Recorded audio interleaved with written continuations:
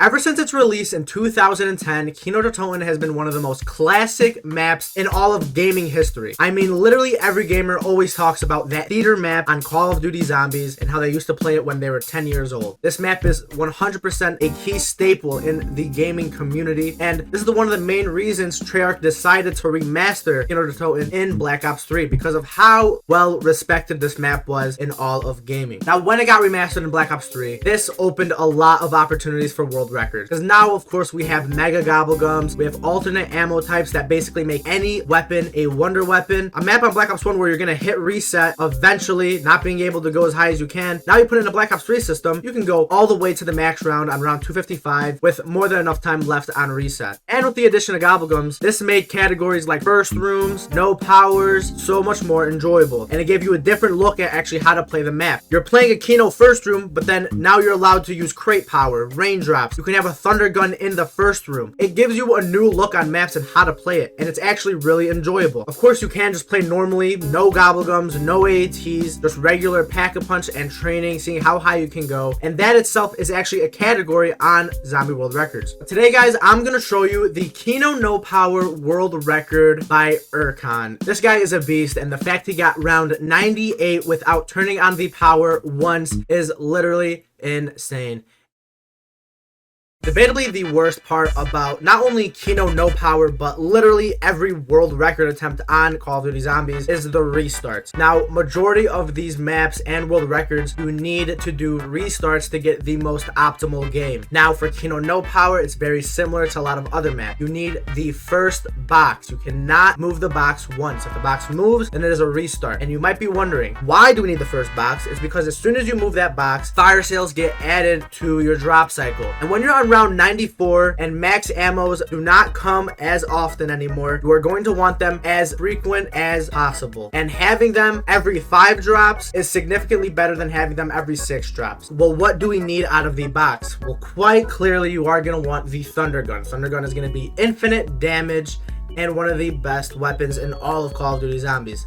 The second weapon you are going to want is the Ray Gun Mark II. Ray Gun Mark II will make your game and your life so much easier. Now, you don't necessarily need it because at a certain point you are going to have to trade it out because the Mark II damage drops off to a point where it's literally unusable. When you only have 14 shots in your Thunder Gun, using a Thunder Gun on round 20 and full hoarding is very slow. You might not get a good weapon out of the box. You don't want to hit again to risk moving the box and then having to restart again. So if you get left with a Shiva and an RK5, that is horrible. And having only a Thunder Gun, you might not be able to actually get through the rounds because you won't have enough ammo. So Mark II is actually very important and key to getting this game. Once you have a Mark II, you can get to around as high as 50 just using it just like that, just the Mark II. So when you are on these lower rounds, your goal right now is just to play as fast as you possibly can, of course without running out of ammo. And if you are a knowledge player, just like Erkan, you are going to be able to know when you are using too much ammo and when to slow down, or when you can be using a lot more ammo. Unlike Black Ops 1, Black Ops 3 Thunder Gun actually does give drops. You don't have to worry about never getting drops on this. You will be able to always get drops. And also the category he is playing in is classic Gobblegums. Obviously there's 3 categories. We have mega Gobblegums, classic Gobblegums, and no Gobblegums. A lot of people enjoy playing classics much more than the other 2 categories because you are adding alchemical to the mix. Unlike mega Gobblegums where literally every Gobblegum is OP, classics only add one significantly OP gum, which is of course Alchem. A lot of people enjoy playing this more than no Gobblegums, considering no Gobblegums can get very boring very fast, as majority of the game all you're doing is just training. And a lot of people do not like playing mega Gobblegums because mega Gobblegums is simply way too easy. Not only will you have a pack-a-punch Thunder Gun, but you'll also have double pack-a-punch wall weapons. You'll have multiple ammo Gobblegums that'll allow you to camp for much longer than classics or even no gums could ever, and it just makes the game significantly easier. A lot of people do not enjoy playing mega Gobblegums, not only for Kino No Power, but just for every category in general. Now you will notice at the end of round 70, Erkan is going to make his way towards the main stage, opening this door to the box, and obviously to alleyway will not slow you down a lot in the first room. Erkan is about to run out of ammo, but he does have a full Alchem, so you might be wondering, why not just use your Alchem, go as fast as you possibly can, and get this round over with? The main reason is because of Gumball cycle. Your cycle matters a lot on this game. He has his full alchem on him, but he knows he is at the end of the round. He might end the round with half of his alchem left, and he does not want that. He knows the smartest thing to do is go to the stage a little bit earlier than usual and use his ICR to kill zombies over and over again. And this is a perfect preview of what majority of his game is going to look like. The world record is round 98, but Urkon isn't even an eighth into the game yet. Majority of this game is going to be him running in circles, shooting zombies with his ICR over and over again. That is the harsh reality of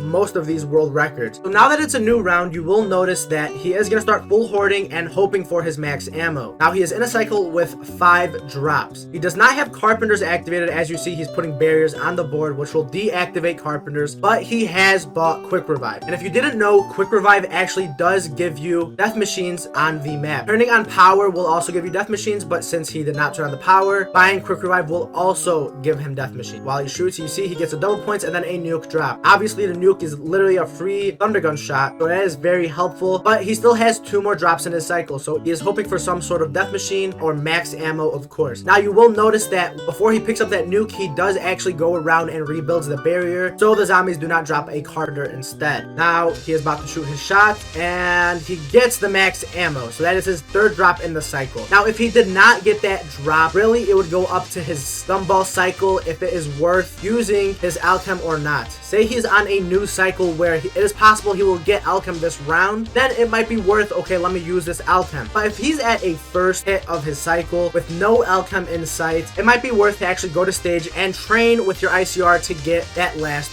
drop. But now you see he gets his last drop is an insta kill. This will of course get him a lot of kills, especially on Kino where the master spawner is right in front of your face. You'll be able to get some extra kills with that. You have to understand when is a good time I should be going to ICR and training, getting points, and wasting my time shooting zombies for just points compared to, okay, let me just use my alchem and then just shoot a bunch of zombies.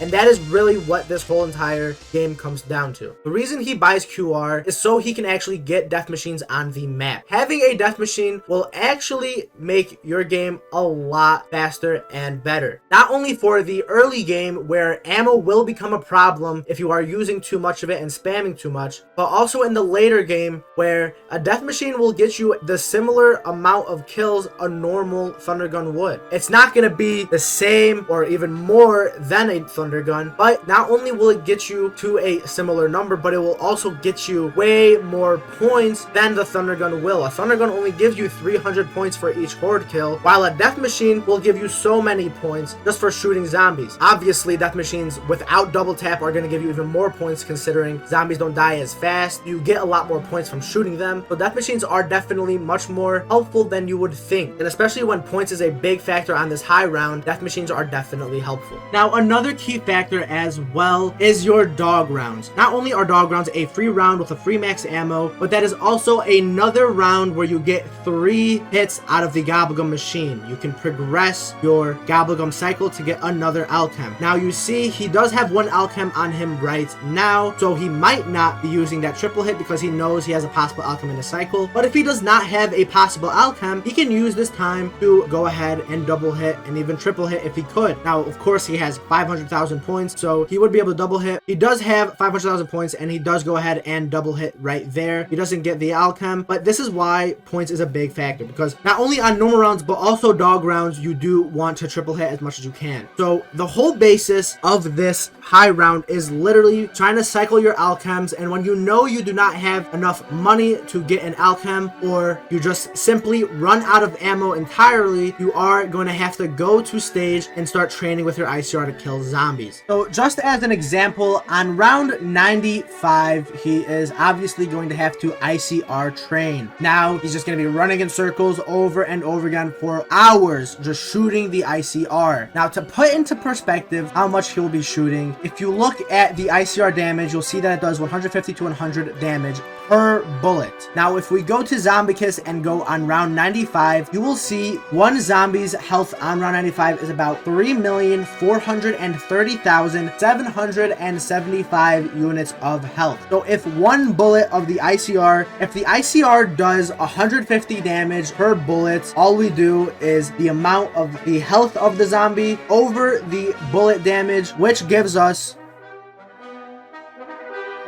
22,871 bullets. Now, if we go back to the wiki fandom, you'll see there is 240 bullets in one ICR. So if we do 22,871 divided by 240, we get 95. On round 95, you have to buy 95 ICRs to kill one zombie. Now, that's not really accurate because, of course, there is penetration damage. That's not going to be the same amount as a normal bullet as a direct hit to the zombie, but that will allow you to kill zombies faster than 95 ICRs. But that number alone is going to put into perspective how long it will take to kill and end these rounds. Now, if you go to his full gameplay, you'll see he has all these VODs. If you go to all of them, round 25, he is still on round 95. 26th video, we go to the middle of it, he is still on 95. The 27th video, he is still on round 95. The 28th video, these videos are an hour long. Go to the 28th video, you'll see he is finally off of 95, but then he's eventually gonna have to go right back, and the zombies are gonna have even more health. A lot of people are probably wondering, how long did this whole entire game take him, considering these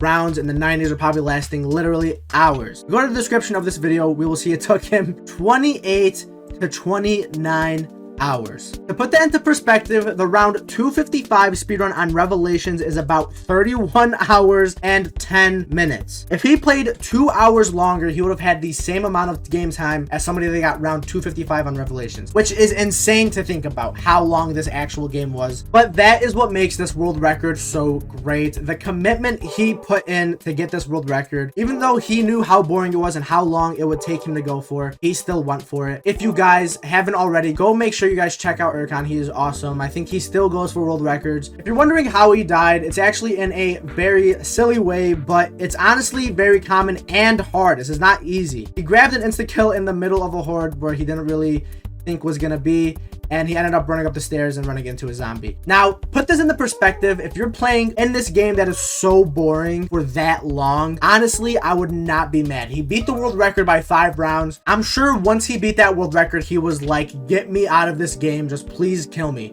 He didn't want to quit out because that wouldn't be very manly like. He was like, zombies, please just kill me. And that is exactly what happened right there. Guys, if you enjoyed this video, make sure you guys do like. It means a lot. It recommends more people to this video. So please share, subscribe if you are new. Let me know down in the comments what videos you guys want. And if you like these type of world record type videos, I'll make sure to make more of them. I know I made them in the past and a lot of people enjoyed them then. Other than that, guys, I hope you have a great day and I will see you later.